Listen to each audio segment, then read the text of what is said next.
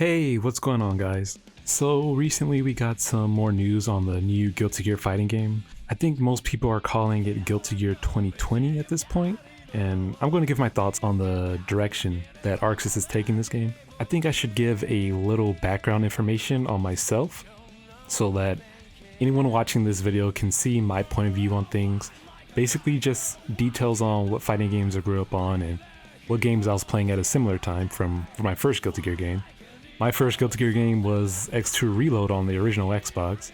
That game had online play and everything, although I remember how bad the input delay was in the game and how there weren't many people playing it online, so I only really got to play with a few people on my friends list. I was also playing Dead or Alive 2 Ultimate online, like a lot. I was really high ranked in that game actually, so this was probably like around my happiest time for video games if I really think about it, because the original Xbox was when I really got into playing multiplayer games. My first online experience was Phantasy Star Online on the Dreamcast. That game got re-released on the Xbox, so I got to relive that over and over again. But I also got to play games like Halo 2, Mecha Assault, the original Star Wars Battlefront games, and a few others. For like my entire history of fighting games, like my father bought me Virtua Fighter Kids when I was really little. That was basically my first fighting game. I got to play some other Virtua Fighter games, Marvel Superheroes vs. Street Fighter, Pocket Fighter, some Darkstalkers games, the Street Fighter Alpha games, KOF 97 with the following Dream Match game on the Dreamcast. I actually played Street Fighter 2 and 3 later than all of these games, which is pretty funny, if I have to be honest. I didn't really like Street Fighter 2 and 3 all that much until like a little bit later. Yeah, the only reason I started being interested in those games was thanks to Capcom vs. SNK2 EO on the original Xbox. I had used the demo disc from the official Xbox magazine to play that game, and I kid you not, it was basically the full game on the demo disc, just with features that were missing, like online play, color edit, and like little fluff like that, but it was basically the full game. That was the greatest demo disc I have ever had. And there's a feature in this game that I want to mention a bit later. That's why I'm talking about it. But yeah, occasionally I'd mess with King of Fighters, Marvel vs. Capcom 2, or CVS 2 arcade cabinets, depending on like where I was. Those always those random cabinets just laying around somewhere. Now, even after playing all those games, I still had issues doing motions that weren't the simple quarter circle forward fireball motions. Like, I actually had no clue the proper way to do the DP motion, so I used to have to mash the DP motion to get the shuriken to come out, and occasionally I do so much that I'd get like Dragon Punch into super by accident and feel really good about that, but it was always by accident. It was never on purpose. But Guilty Gear Reload was the first fighting game I played where I really got interested in learning how to do special move motions. The reason for this was because everything in this game just looked really cool to me. Like, I was always a big fan of old and new anime art styles ever since I was young. Like, I'm into a lot of anime things in general, so you combine the sprites and art style with the really cool and flashy special moves, all the exaggerated sound effects, the blood from the blade attacks, like the cheesy English attack names and everything, all those cool special intros where I had no clue what the characters were saying, and the music that was amazing. Not to mention the game having that animated Guilty Gear Zex video that everyone jokes about. I always thought there was an actual Guilty Gear anime at that point, so I was like, where's the Guilty Gear anime? How do I watch this? And I loved everything about this game. I still remember that Eno boss at the very end, Midnight Carnival or whatever, like especially the super she did when she took out the wings and shot out different patterns. This boss basically like taught me some of the mechanics of Guilty Gear, like follow Z fence. I started using that more when I realized, oh wait, I don't take chip damage from these orbs if I use it. How to time like my double jumps to jump over something. How to slow down and walk into a certain spot instead of just like mindlessly moving around. How instant killing bosses was just about impossible. Like I tried and learned a lot of things here. Plus the story mode paths were like really fun to try to figure out as well. A lot of them had even more unique intros included, some of which involved like the characters taking damage before the fights or getting poisoned or something. Like, I think the one thing that got me the most was when Dizzy was in like full Necro boss mode and you had to play as Soul to beat her. This is all from memory, by the way. Like, I actually remember all this stuff. That's how much of an impression this game had on me. So all that cool stuff with the game, I had no choice but to learn how to do special moves to pull off everything. Like, my favorite supers were like Dizzy's supers. They were all really cool, and Justice's Beam Super was my absolute favorite. I also really liked Jam's multi-hit super with the Phoenix. I thought that was really cool super. A lot of like the Chinese-based characters, I actually do like them in fighting games. Like, I just have fun with the game. Even when I wasn't able to play other people, being able to explore like all the cool animations with each character and have fun on my own turned this game to like a pretty special thing for me. It was because of Guilty Gear Reload that I even got into BlazBlue. Like, I was shown like a trailer for the game by my father at one point. He was just like, hey, this BlazBlue game, it looks like Guilty Gear. Like, that was basically what the reaction was to BlazBlue. But the one thing that BlazBlue disappointed me, even after all these years, is how weak I felt out like the special sound effects and animations were, and how like none over the top like the special moves were in general.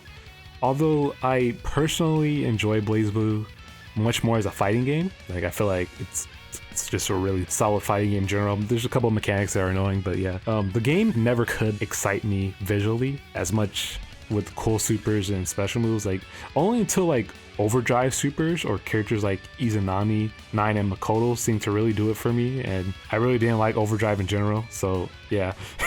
So yeah, it was kind of like a conflicting thing to me, to be honest. And character design wise, BlazBlue was about the more modern anime look with younger looking characters, and although I do like a lot of them, I feel like the characters for Guilty Gear look a lot better. And with Xrd, I'm not even going to talk about how powerful the female character models were in that game. That was a very amazing thing that they did for that game. They have the priority straight right there. So Xrd Sign, yeah, that game came out. That was when I realized I didn't really enjoy Guilty Gear as a fighting game. Maybe it's because I was at such a low level in the game, but in general, the game felt a bit on the sloppy side with some annoying mechanics. I was never a fan of the throw system. I was just like the instant one frame throws in old fighting games. I was never a fan of how little the hit stun, hit stop, and block stun the game had in comparison to BlazBlue. And combos in general off random confirms, especially for ones in the air, they felt a bit slippery. So some characters also didn't really have like the best air combo enders, so that didn't help. I didn't like yellow roaming cancel. I thought that was really silly. Oh, and air teching was annoying because you couldn't hold a button for it, at least from what I remember. Like, I don't think there was a whole button to tech for Guilty Gear. I like the movement in the game though, but it's those little things that mess with me, so I couldn't really enjoy the game as much. Not to mention, I didn't have an arcade stick at the time, so I was playing on PS4 pad, but that wasn't really a big deal or anything for me. You know, I could still do instant air dash with Milia, like most of the time, so yeah. Also, they got rid of a lot of what I thought was cool about Guilty Gear. The blood was gone. Some characters got awful design changes. I didn't vibe with the new music as much as the old ones, but at least they had them in the game. And character intros and voice lines were gone. Cinematic supers annoyed me, to say the least, and took me out the game a little bit. So I only really enjoyed them for instant kills. Learning about wake up timings was kind of annoying. I didn't really go too much into it, but like, characters woke up differently based on who they were and if they were on their back or their stomach. Like, that was really stupid. We got a story mode that had no fights to play either, so I feel really bad about not really playing the game and trying to get really good at it, because Guilty Gear is what got me into anime fighting games. Like, that's what I have like nostalgia for, Guilty Gear. When I think of anime fighting game, I always think Guilty Gear. I don't think I would have played BlazBlue or any of the future Arxis games if it weren't for Reload. But Xrd Sign just didn't do it for me. And as a result, I never really played Revelator either. I kept saying I would play the game, but I only really went back to play Dizzy for a little bit because that's my Guilty Gear girl. Like, I love overpowered female characters like her. Necro and Undine, really cool characters, amazing design, come on. But by then, I feel like it was too late to jump in. Plus, the online didn't really work well for such a fast-paced game unless you fought people like really close to you, and the community is really small for that. After all of that, I have to say that I'm both worried about this new Guilty Gear, but I'm also like half excited for it as well. Like, I'm happy about a lot of the changes that they made. I really like the redesigns as well, the flashiness and how pretty the game is. I can see a lot of love here, but it feels off that Arxis is experimenting with these new things on Guilty Gear. We've seen a lot of fighting game developers tone things down and make things easier for their new versions, and all that really does is give us less options to work with than we had previously. So it would have been cool if one 2D fighter could have stayed closer to, I guess, its roots, I guess. But like, it feels like it's still Guilty Gear, like in a way, like it looks like Guilty Gear still. So, but I mean, like all the mechanics, like it would have been cool if one 2D fighter could have kept their mechanics and kept it going.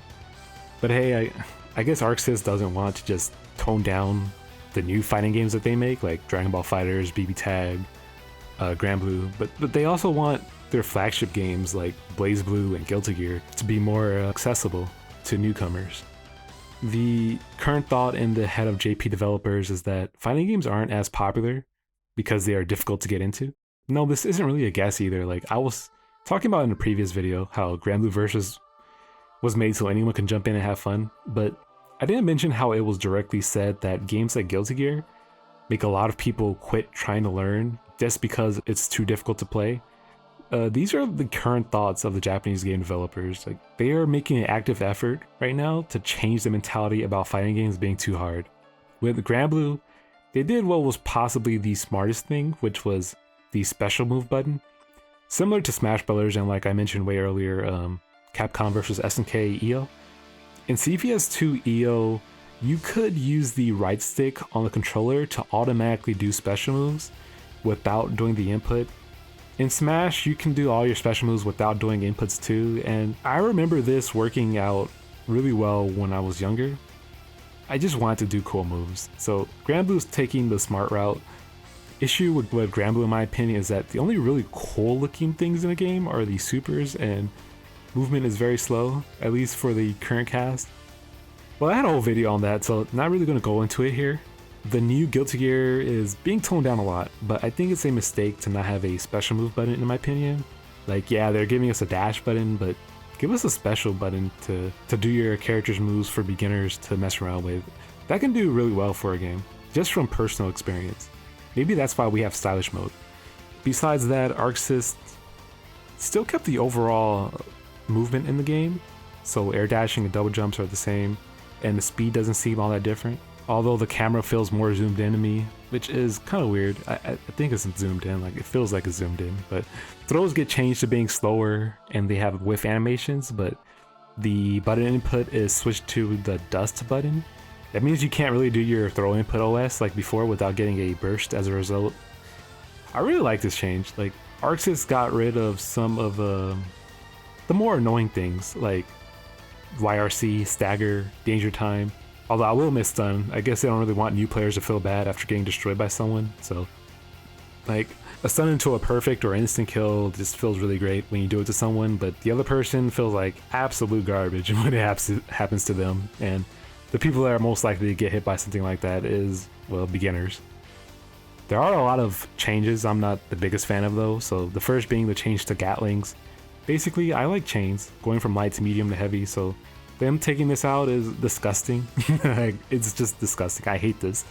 That's just deleting options we have as players. I can only hope they aren't deleting jump cancels either. I absolutely do not like the direction they're taking with this. I really will never like this change, no matter what. Put it back in, like, just put it back in. The idea is that you aren't able to get a good reward from light attacks and that pressure isn't as varied with options. So this way the game is more limited, but new players like more easily understand it too. So in these cases, you will need meter if you want to push further into the corner or to get a hard knockdown, because even if special moves can combo from lights, they don't even give you a good knockdown mid-screen, so the opponent automatically techs backwards from a lot of stuff. So you get a lot of combo time for the corner thanks to the wall splat system that they're adding, but you'll end up guard breaking if you go on for too long and then you lose your knockdown.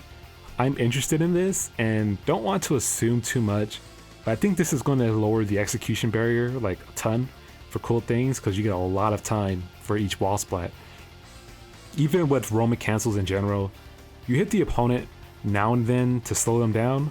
I like this, and it gives you plenty of time to think and confirm what you're doing. It makes combos easier, but unfortunately I do think this all can result in losing the joy of seeing some of the more high execution combos and how far practice and game knowledge can actually take someone.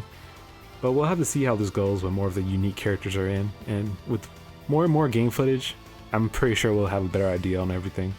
Like overall, they are making the game easier. Hell, you can even see the roaming cancel system replacing dead angle, so that's one less system mechanic to worry about. And even things like command throws do a lot of damage, but don't allow combo options afterwards, so there's less work they have to put in to learn combo routes and setups, like in general. Yeah, I was talking about things I hated, huh? So number 2, faultless defense and instant block, losing their special properties. Basically, faultless defense is a shield that costs your super meter, and it'll allow you to push back the opponent when guarding, block air unblockables, prevent chip damage, and cancel your dash animation to a block. That's kind of like one thing I think Granblue needs, just cancel your dash animation to blocking. I do always think that when you run, you should have a startup to it to where you can't actually block, but then after a certain amount of time you can just block immediately. They also had the instant block give meter and reduce block stun previously, like your opponent, when it did a move, if you instant blocked it, the block stun will be less, allowing for things to be a little bit less oppressive or even punishable. Well, with the way Gatlings are nerfed, I guess Arcs just wanted to follow the Granblue path so that instant blocking isn't as useful. It no longer reduces block stun, so new players don't even have to think about the mechanic all that much. Like, even mid to mid-high level players, they will be able to get by without the extra meter gain. Like, if you really think about it, instant block is just not as useful. And faultless defense only really needs to be used for push block now. All other options are incorporated into regular blocking. Well, it still blocks chip damage, but you can't get killed by chip anymore. So I'm okay with these changes, but I really would have been fine for a new franchise like Granblue to have these mechanics. Guilty Gear already has these systems in place, and I don't really like them losing their purpose. So I'm fine with it in like a new game, but Guilty Gear already had like a solution for everything. And like you're just like deleting those solutions and changing the way the game plays a little bit. Like I'm not a fan of that, but at the same time I can still get behind it. Like it's not really a big deal to me, but I'm just not a fan of it happening to a franchise that people already know how to play and a franchise that people love. And 3, air teching being removed. I guess in general, air teching looks weird or sloppy in some situations, but this was already solved with BlazBlue. Just put in hold to tech. You also won't get reset by air unblockables anymore, thanks to the systems change. So what's the point in this? Like, are they trying to make Guilty Gear more grounded? Like, just what are they doing with this one? I'll have to see when I play it myself, but I'm really iffy on this. Like, I'm not a fan. There are other weird looking things like counter hits zooming in a little too much. I think they should zoom in a little bit less. And the overall direction of the UI, I think it's like kind of like an iPhone product. I don't know if that's the way to go, but in general, I'm very split on how the game is going to end up. It's going to be a new game, just with all the Guilty Gear characters included. That's how I have to treat it, because that's what they said that they're doing. And for someone like me, who wasn't into the mechanics of Guilty Gear but really like it visually, really like the characters, this is a product targeting me as well. But for the most part, ArcSys seems to want to make an accessible game for all the new players that are going to come into Guilty Gear. As we all know, the company has gotten a lot more fame thanks to Dragon Ball FighterZ and Granblue, so this is a result of them wanting to capitalize on that, you know, to make their own games successful without having to rely on other companies. I think this game is going to do really well just from the visuals. I'm not sure if the updated gameplay is actually going to be the reason people stay for the game, because beginners really aren't going to notice or understand this. So, but it could possibly make people like me enjoy it. I don't think a lot of people are in my situation though. As I've said before, Granblue is a good game to get into if you want a fighting game where everyone is learning at the same time. So I just have to say that the fact is, all these new fighting games have players that are really strong even at a low level. This isn't 10 years ago when Street Fighter 4 and BlazBlue and being released. Like, hell, even Smash Bros. Brawl came out. So back then people were learning fighting games together. It was a new wave of fighting game players. But now, just about every active community in games, like, they're doing special moves and combos with no issue. A lot of players have a general idea on how to approach fighting games, and the number of them just increases and increases by the day. So the absolute beginners are very few nowadays. Street Fighter, Mortal Kombat, BB, GG, hell, even Under Night just had a bunch of French bred and other anime players in that game. So Soulcalibur and Tekken, like tons of people played the previous games. So for me, I got a big dose of this like kind of like legacy player advantage. I really don't like saying legacy player, but it's like just people have played previous games. People that had a strong 3D fighter background. Like I played against a lot of people that were like that in Soulcalibur. Like I can look up some of the names of the people that are fighting, or like just look at their profile and see either videos of them from like years ago, whether from Tekken or like past Soulcalibur games, or just like tons of hours that just showed them playing Tekken for just most of their fighting game time. So they're into 3D fighters. And the absolute beginners, I didn't really notice them.